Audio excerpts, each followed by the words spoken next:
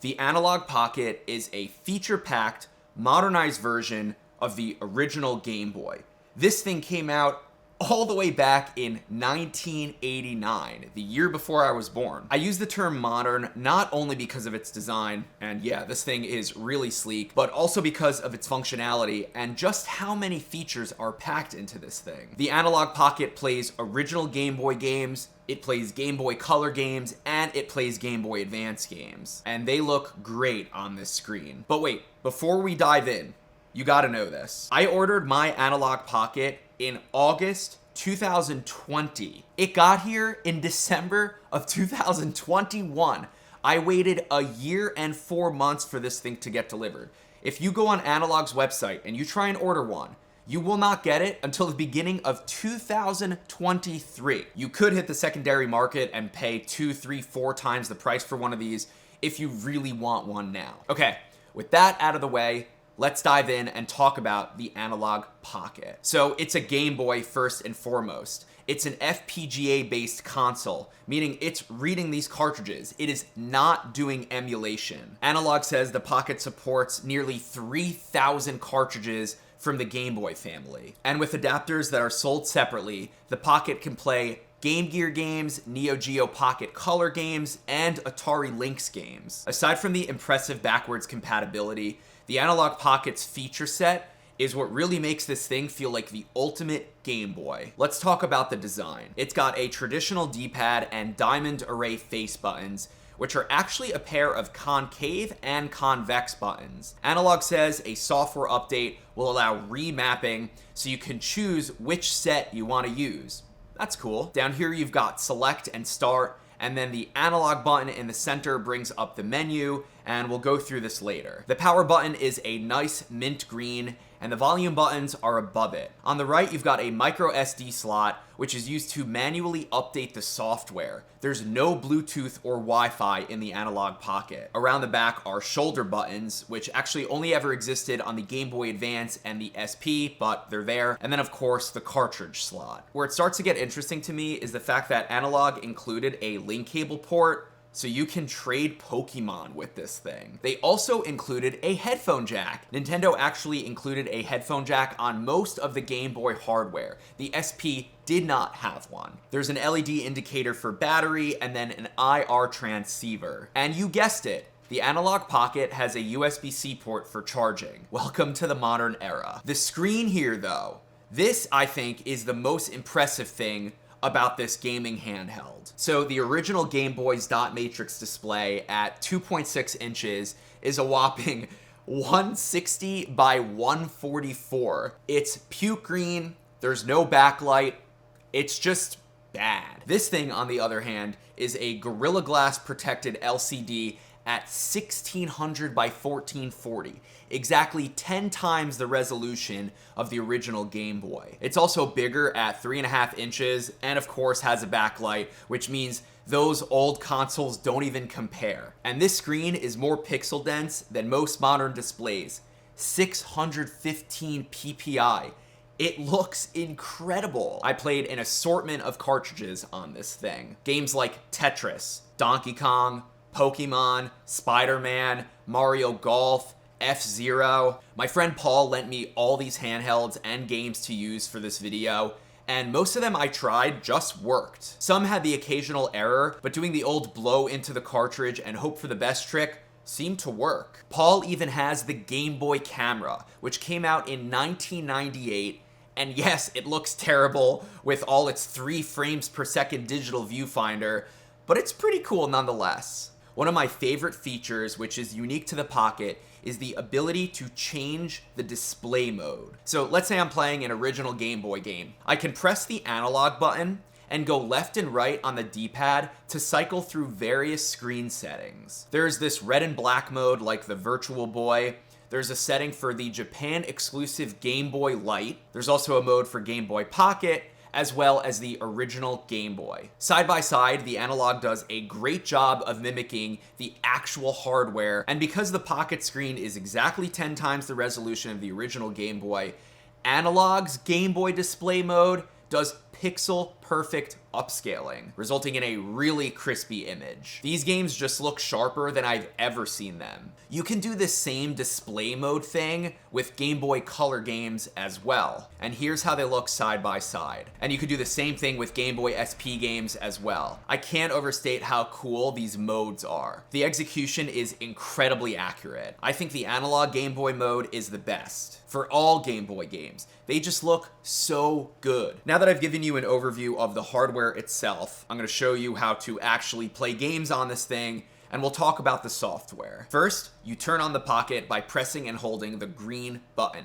Then you insert the cartridge of your choice, and then press play cartridge, and boom, the game starts. If you want to switch games, you have to press the analog button and choose quit game. Then you're good to swap games, and then you got to do the same thing again, press play cartridge, and the game will start. Pressing the analog button during gameplay doesn't actually pause the game, but it does bring up the menu. And honestly, there's not much here. If I go into tools, there's something called Nanoloop, which is a built-in synthesizer to make music with. I don't really know how to use this, but it definitely works. And you can buy cables to connect the Pocket to other systems if you really want to get fancy. The other option in tools is GB Studio, which is a program that lets you create Game Boy games. And you can use GB Studio to run them. That's cool. Under settings, you can get granular by going into systems, selecting, let's say, Game Boy, for example, and we'll go into video and mess around with things like sharpness and frame blending. Analogue also included something called color palettes. If you play an original Game Boy game using a Game Boy Color, you can change the color palette during the boot sequence by pressing the D-pad in combination with A or B. Now, Analogue didn't include all the color combinations, but there's a pretty good selection here. You can also change the display modes here, which I showed you before, happens when you press the analog button and scroll left and right on the D-pad. Also, pro tip, pressing the analog button and doing volume up or down changes the brightness. Yes, you can change the brightness on the Pocket. Of course you can. You can also mute the console by pressing volume up and down at the same time. There's also an option to change the startup sequence, meaning when you power on the console, you can either go to the menu or go straight to the game. But sadly, there's no way to get those original startup animations because those are burned into the BIOS of those consoles. The nostalgia just hits so hard with those.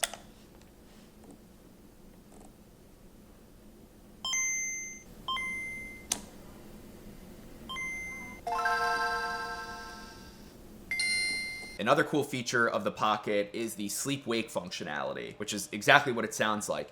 You press the green button during a game, and then it puts the console to sleep. And then you press the power button again, and it wakes it up from sleep and brings it back to exactly where you were. Back in the menu, library and memories are grayed out right now. Analogue says a future software update will enable those. They say library is for playlists. I don't know what that means. And then memories will introduce save states and display shots. So yes, you'll be able to take high-resolution screenshots of Game Boy games. So cool. Speaking of capturing the screen, I haven't even talked about the dock that Analogue makes. I bought this alongside the console. It was $100, and I'm glad I bought it. It acts as a stand for the Pocket while it's charging, and it's got LEDs on the front to indicate different things. On the back, you've got two USB-A ports to plug in controllers. The USB-C port powers the dock, and then there's an HDMI port to connect to a display. The dock comes with an HDMI cable, which is nice. Reminder, HDMI does video and audio, and the audio fidelity out of this Pocket sounds awesome. The Pocket speaker is way better than any of the original Game Boy hardware.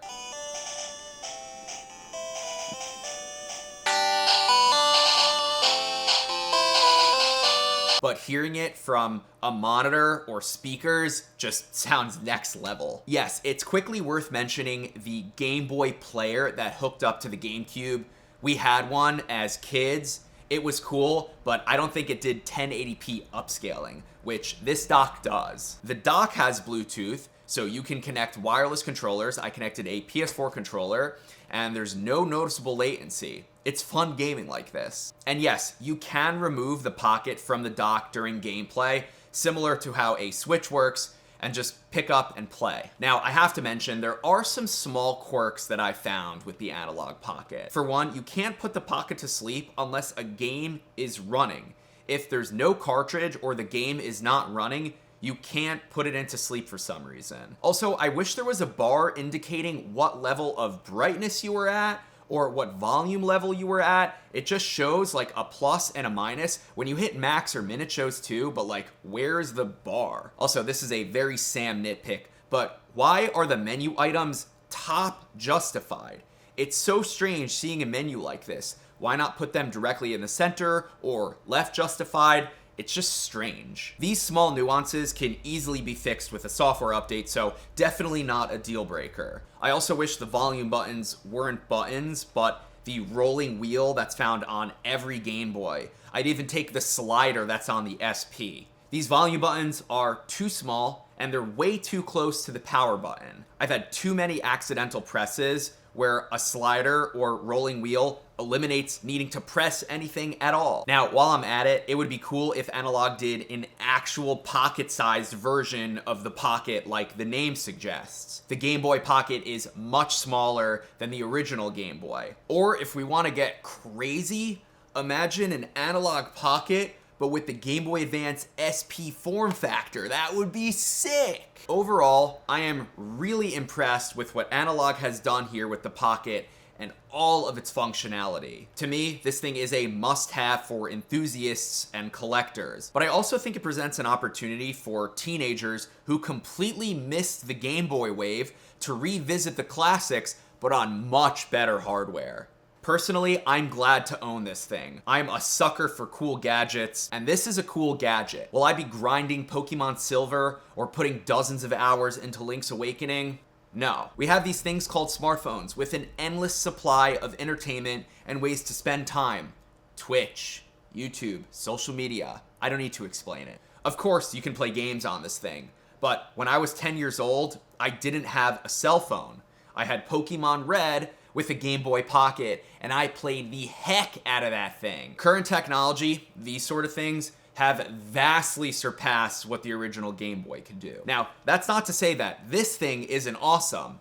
It is. To me, the Analogue Pocket is a relic of the past, reborn for the modern era. And if that's something you're into, go ahead and buy an Analogue Pocket, and definitely consider that white version. That thing is hot.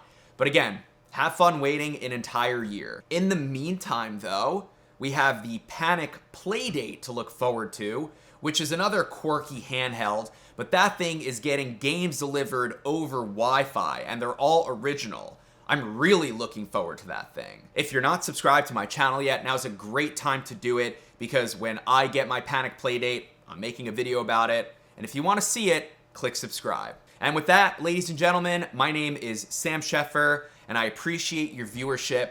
I'll see you again soon.